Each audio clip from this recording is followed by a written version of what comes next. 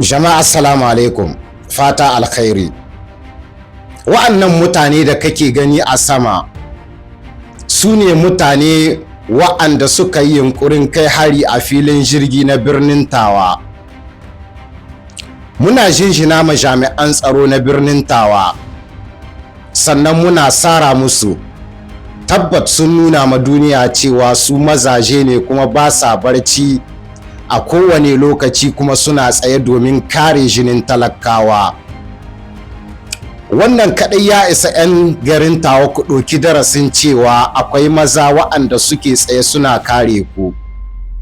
Wannan ita ce babban nasara a cikin ta'addanci ko a cikin yaƙi. Idan ka samu ka kama abokin adawa da rayuwarsa, to za ka samu wasu sabin bayanai.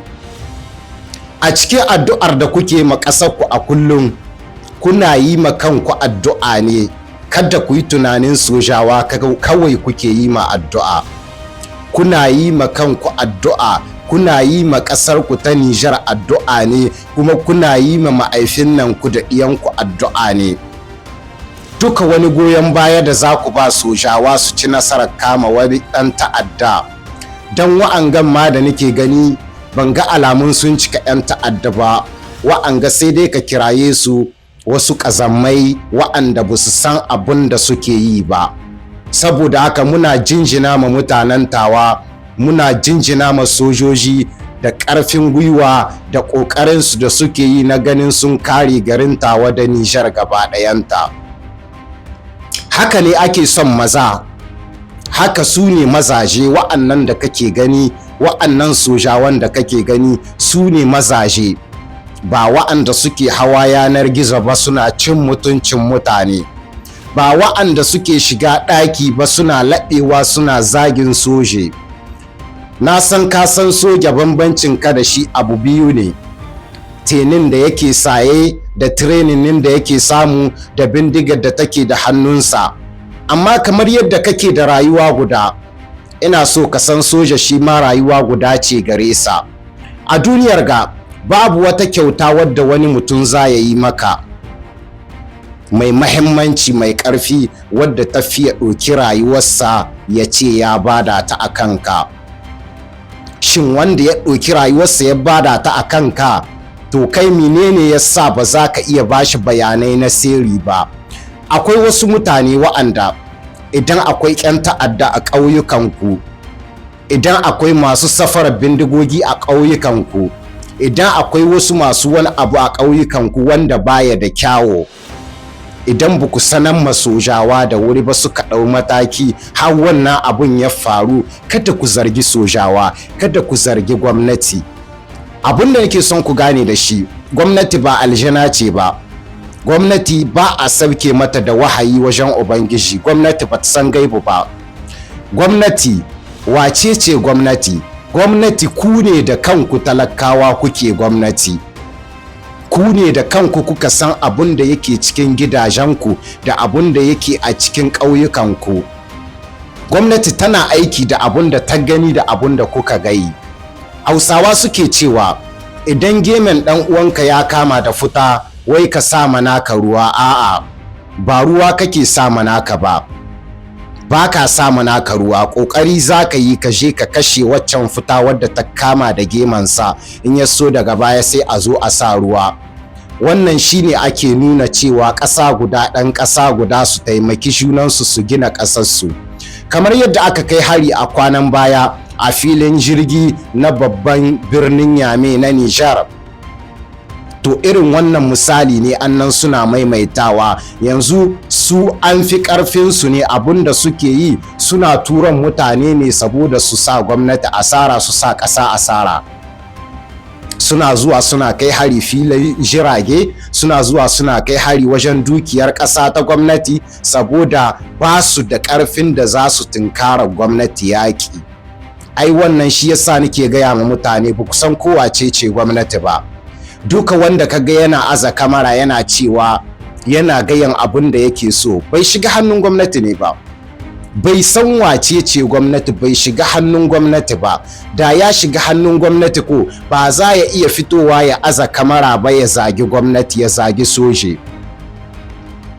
sojan Nijar ya fi ƙarfin ka zage sa, sojan Nijar ya fi ƙarfin ka ci masa mutunci. Kai barin gaya ma magana guda, ra'ayina nawa kawai ne wannan, ba na kowa ba. In dai duka duniya za a ƙin soje, to ni ba zan ƙi soja ba, saboda na san idan na ƙi soje to ma'ana na ƙi ƙasata kenan.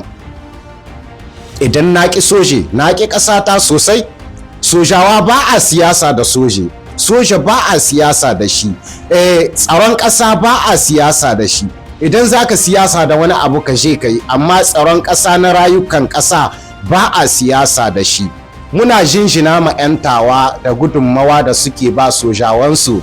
Tawa lela birnin adar, Allah ya ja zamani, Allah ya kare ƙasanmu ta Nijar, Allah ya taimaki ƙasar Nijar, ya taimaki sojojin Nijar, sannan kuma Allah ya kare jihohin Nijar gaba ɗaya da cikin irin wannan matsalolin da suke tunkaro mu. Amma ku sani fa, sojawa ba kowace nasara suke yi ba, dole sai kun haɗe da su kun ba su bayanai na sirri, kuma da kanku sojawa ne. Abu mai sauƙi ne aka ce in ka ga wanda baka yarda da shi ba, ka gaya ma gwamnati.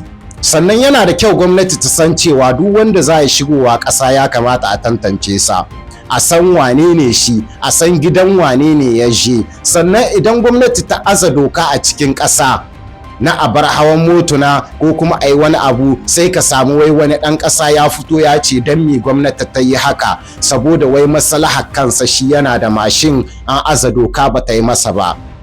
To saboda kai za a yarda mutane masu yawa su mutu?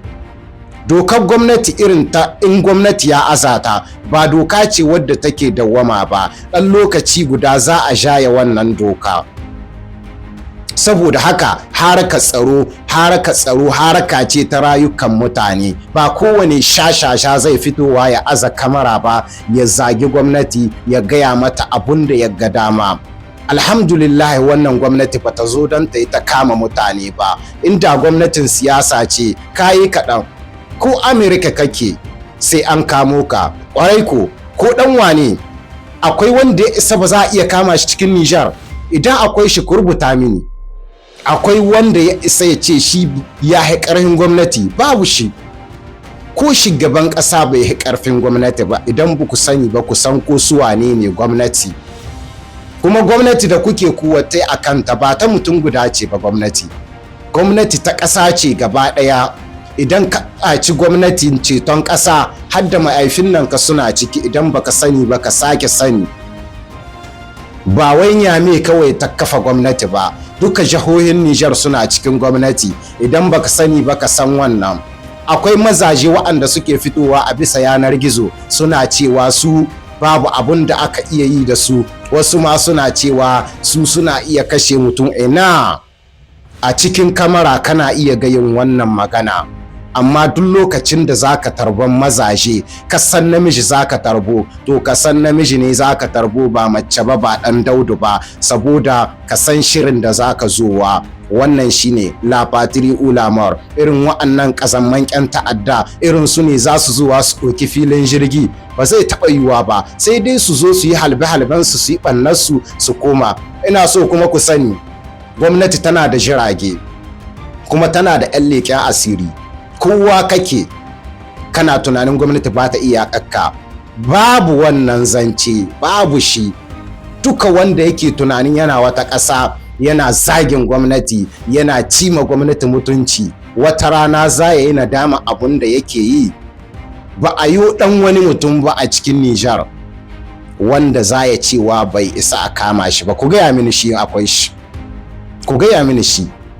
Gwamnatin ceton ƙasa ta ɗage ma kowa ido ne, ku yi abun da kuke so, amma komi yana rubuce, kuma suna kula da komi, kuma suna ankara da komi fiye da tunaninku. Suna kula da komi, sun san abun da duka yake faruwa, duk abun da yake faruwa sun sani. Lokacin da ka shiga hannun gwamnati, a lokacin za ka san wace ce gwamnati. Babu wanda zai cire ka sai Allah. Kada ka ce an cuce ka ko an zalunce ka, a'a, tun farko ka san abin da za ka faɗi da gwamnati. La patrie ou la mort. Muna jinjina ma gwamnati, muna jinjina ma sojojinmu na Nijar na birnin Tawa. Salama.